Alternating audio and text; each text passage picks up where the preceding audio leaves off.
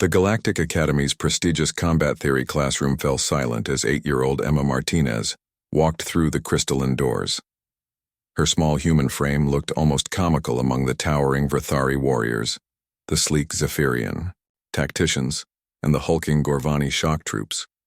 At barely 4 feet tall, with her pink backpack decorated with cartoon unicorns, she seemed utterly out of place in the universe's most elite military institution.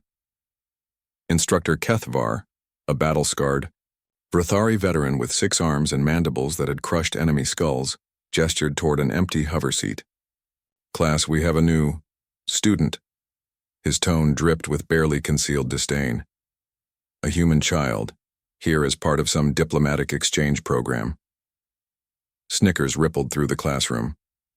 Zixtal, a Zephyrian whose species had conquered 12 star systems through superior tactics, leaned over to his Gorvani companion.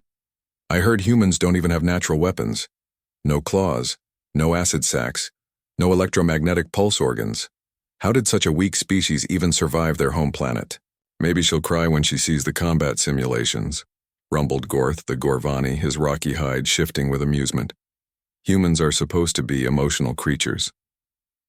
Emma quietly took her seat, pulling out a simple electronic tablet while her classmates towered around her with advanced neural interfaces and biomechanical augmentations. She said nothing, but her dark eyes observed everything. Instructor Kethvar activated the holographic display.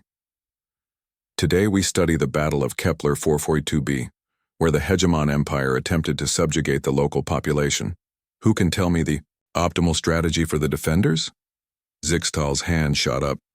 "Establish defensive perimeters at the choke points, use superior firepower to—" "Incorrect," Kethvar interrupted. "Gorth?" The Gorvani straightened. "Underground tunnel networks? Strike from below when they least expect. Also wrong." The instructor's mandibles clicked in annoyance. He turned to Emma.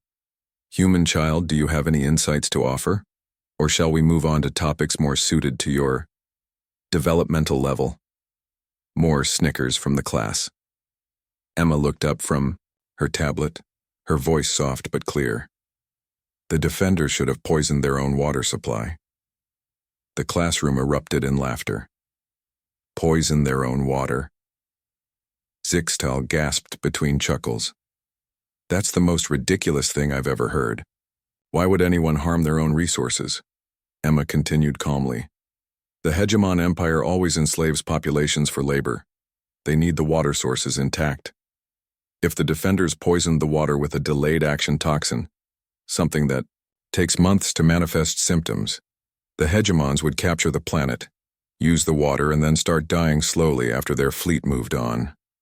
Meanwhile, the original population could have built immunity or had the antidote ready." The laughter died. Instructor Kethvar's 6 arms trembled slightly. That's barbaric," whispered one of the students. "It gets worse," Emma said, her 8-year-old voice carrying an unsettling matter-of-fact tone. "See, humans figured out a long time ago that if you're facing extinction, there are no rules. My species survived ice ages, supervolcanic eruptions, plagues, and constant warfare with each other. We learned that when survival is at stake, you don't fight fair. You fight to win." She manipulated her tablet, and suddenly the holographic display changed, showing tactical scenarios that made the alien students recoil. "For example, if I were defending this planet, I wouldn't just poison the water. I'd contaminate the soil with engineered prions that would make any food grown there fatal. I'd release modified viruses that lay dormant in the local ecosystem until triggered by specific pheromones the invaders produce. I'd even sacrifice civilian populations as bait to lure enemy forces into prepared kill zones." Gorth, the supposedly fearless Gorvani warrior, was backing away from his desk. But that would mean massive casualties among your own people." Emma looked at him with the patient expression of a teacher explaining something to a slow student. "When humans are pushed to extinction, we don't count the cost. We've done it before.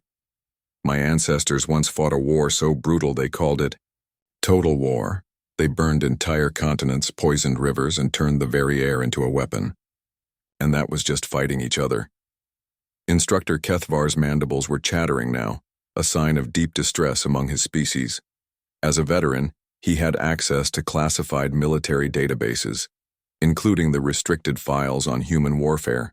He had read them, but hearing these concepts casually discussed by a human child made them infinitely more terrifying. "The child speaks truth," he whispered, his voice barely audible.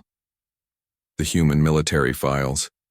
They document conflicts where humans deliberately irradiated their own territories to deny them to enemies, where they created weapons designed to cause maximum psychological trauma rather than quick death, where they turned children into—" "Mr. Kethvar?" Emma interrupted politely. "Are you feeling all right? You look pale." The veteran instructor, who had survived 3 interstellar wars and earned medals for valor against the most vicious species in the galaxy, stared at the small human child with her innocent eyes and cartoon backpack. In those dark eyes, he saw something that made his warrior's instincts scream in terror. Not malice, not anger, but a calm, practical willingness to do absolutely anything to survive. Kethvar's legs gave out and he collapsed behind his desk. "Should someone call the medical bay?" Emma asked helpfully. "Humans have extensive experience treating trauma responses." As the alien students scrambled to help their instructor, none of them noticed Emma quietly updating her tablet. She was taking notes on each species' psychological pressure points, documenting their fear responses and calculating how this information might be useful. After all, her parents hadn't sent her to the Galactic Academy just to learn. They had sent her to teach the galaxy why, despite their small size and apparent vulnerability, humans had never been successfully conquered by any alien species that had tried. The lesson was proceeding exactly as planned.